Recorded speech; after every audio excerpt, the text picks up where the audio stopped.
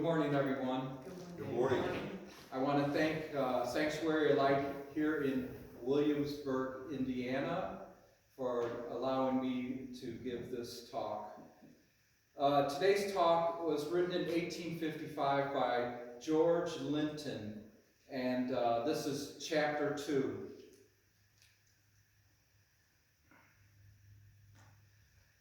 Is there a God? There is existence, and it hath a cause. Causes all tend to one center, and from it are seen to diverge, spreading their rays unto the outer circumference. From this circumference, we see that they tend inward, converging toward the point, thus in man. The body, the life, and spirit. 3 mighty strides toward the living center, and the center lieth still within. The effect is less intelligent than its cause. This is God, the living and loving creator of all things, the supreme Father in heaven and earth, in space and its inhabitants, everywhere and at all times, known by its fruits to be a producer of good and enduring seed, known by its effects to be the one pure cause of all. The center is not inactive, but is continually in motion, doing good in all upon whom fall its divine rays. Do not imagine that God is stern and unkind, for is not the spirit of man more loving than the animals that do not enjoy his elevation? And then is not God far more loving than man's most rapturous joy can picture? Oh, yes, children of the living God, he is indeed the perfection of all goodness and holiness. And oh, strive to repay him for your existence by imitating his holy ways. Let thy God proclaim all thy thoughts, and thus strive to repay him for giving thee power to think. Error hath erected its own God. Error hath set up an opposite of God, of heaven, and of an eternal life. There are 2 powers, or one and its opposite. But as the one increases, the other diminishes. And as God is perfection of the one, its opposite must be but that termed chaos. Oh, how weak is man! He is still permitted to exist and enjoy his own perversion. God is not changed by man. He may be misrepresented, yet the pure and eternal one remaineth the same unto all eternity. Each and every one must have a different sphere of action. Individuality is thus obtained and thus proven to exist. All are thus their own independent monuments unto God's glory, yet all builded by the hand of God, and in a measure dependent upon him. Without God's love, there is no unity, and can be no harmony, neither strength. Love must cement that which lasts, for there is no lasting thing without it. If unite in the flesh, what credit have ye when the flesh returneth whence it came? There is only the more darkness to overcome. But when in love you unite, then in the fullness of God's light you will receive strength and be equal unto all the powers that can oppose your progress. Man is an emblem of creation.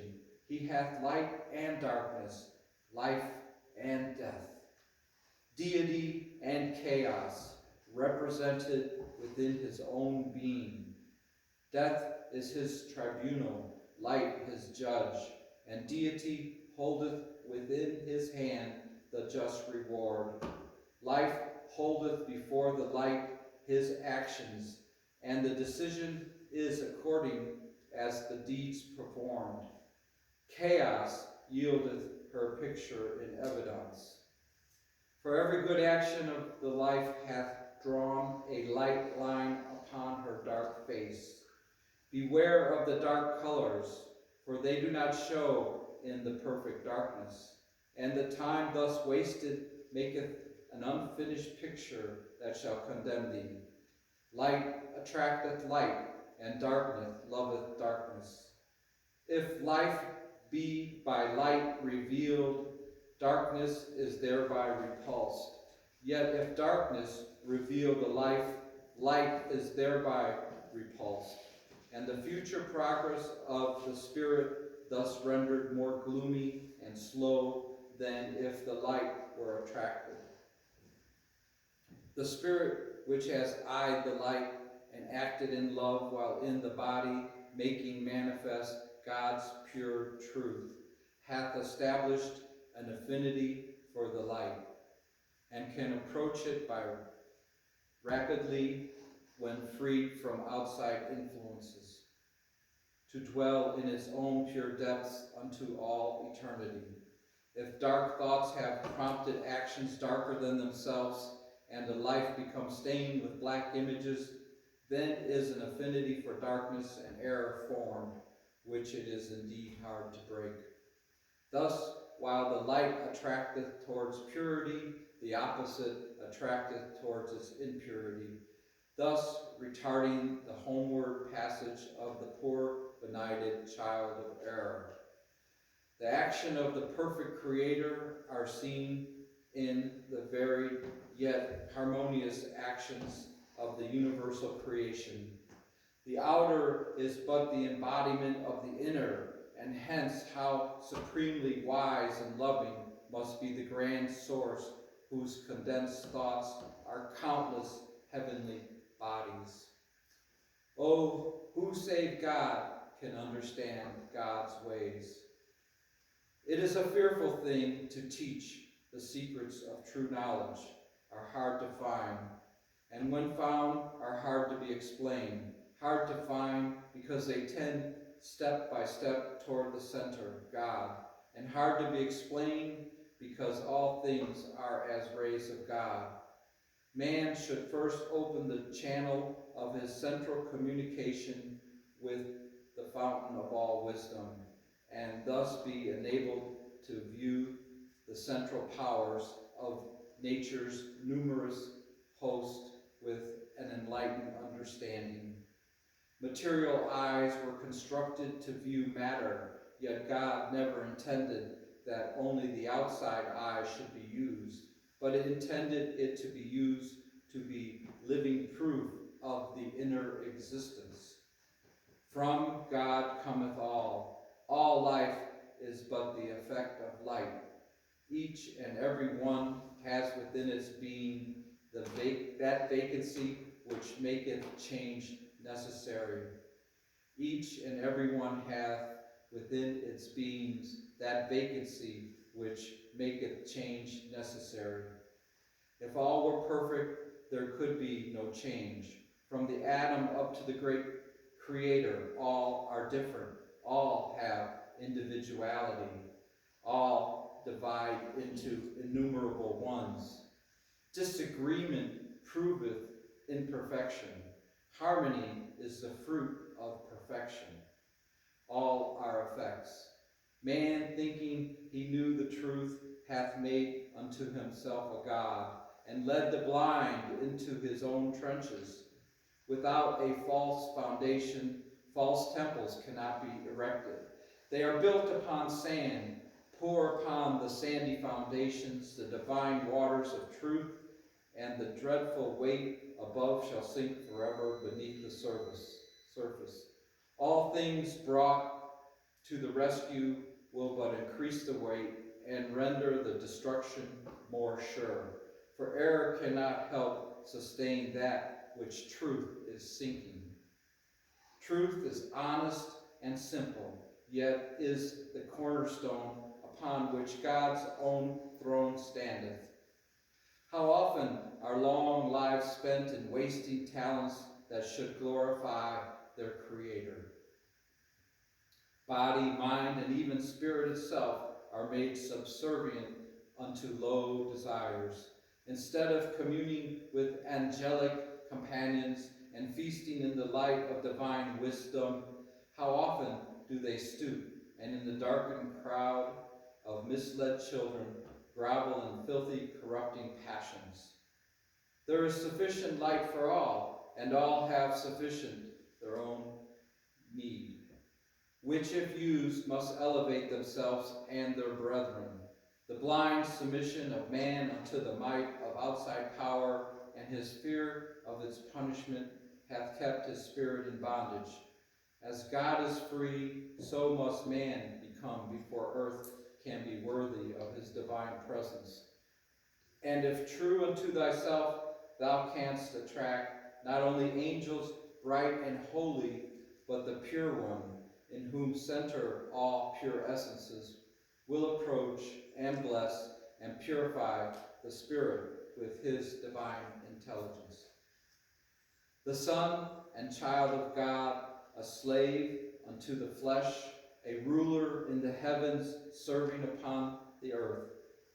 The noblest of God's works, polluted, degraded, wallowing in filth, while the high and holy mansions of his Father, his appointed tenement, is unoccupied. Know, O man, that every thought is recorded in thy own light, and in thy own circle is revealed unto the sight of God. Thought is eternal as thy own spirit, and as thou thinkest, so doeth thou plant seed, which, if holy, will bring forth actions which will render thy sphere most acceptable unto God. Man, thou art an eternal being, fed by eternal food, nourished by draughts of enduring strength, and of these thou must partake to fulfill thy destiny. Do not all things on earth pass away? Spirit of man is the child of God. His body is child of earth. The body being created from the earth must receive its nourishment therefrom. And as there is in all things the seed of death, which is necessary to reproduction, so in man is death of the body implanted at his conception. At death of the outer body, the true life of the inner spirit commenceth. O strive for the true life. Plant and nourish holy seed, making thy portion of thy Father's vineyard worthy of his own enjoyment. All life is of God, all death prepareth the path for his life to enter, thus to give the dead life. Can death glorify God? God doeth not search for the living among the dead. Among the spirits of men, spirit labor to be exalted of God. If ye labor among the dead, when called by your Father from the vineyard, you will be covered with stinking filth, and behold, all your labor hath been in vain. For you could not impart life, and your reward is lost. If unto the outside cares you give the life, then as they pass away with your body, is not the spirit barren as when the vineyard was entered? As ye labor for God, so do his holy attributes labor for your own exaltation. All of God's holy attributes are implanted in the spirit of man. These work out the will of their Creator, if not hindered by the individuality of the possessor. By the perverseness of man, by his own outer education, they can be kept, as it were, in a state of idleness, yet they ever live, and must eventually rule his actions. Ignorance and selfishness have constantly encroached upon the Spirit's privileges. The Spirit hath on earth a hard warfare, fighting the good fight in its own household. 'Tis hard to govern unruly inherited passions and exalt selfishness. The Holy One looketh down through the centers of his creation, and seeth harmony everywhere exhibited. The remotest body in space hath its central essence connected with him. He hath a witness in every atom in the universe. Intelligence in man is the result of active powers which the intelligence of his God created. If the powers be clogged and hindered, the intelligence is thus comparatively less than were they actively employed. If they be kept active, their capacity is expended and more intelligence obtained. Who can be selfish and deceive God? He knoweth all. All goodness elevates his child. Can earth repay one who hath by unfaithfulness turned away from God? The barren love darkness, but the fruitful love the light. There is no enjoyment in darkness, for God doeth not remove or change that which is good. Behold, a child of purity, a true man, the Son of God. He is a transparent being. He walks among men unobserved. His ways are peaceful when duty does not call for activity.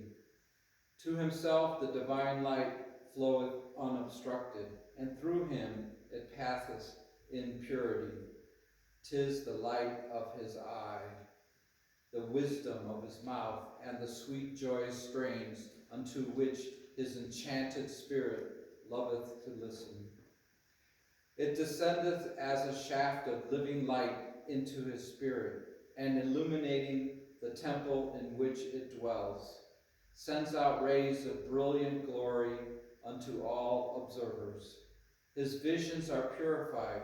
He looks at the creation with an enlarged understanding. To his eye all is lovely.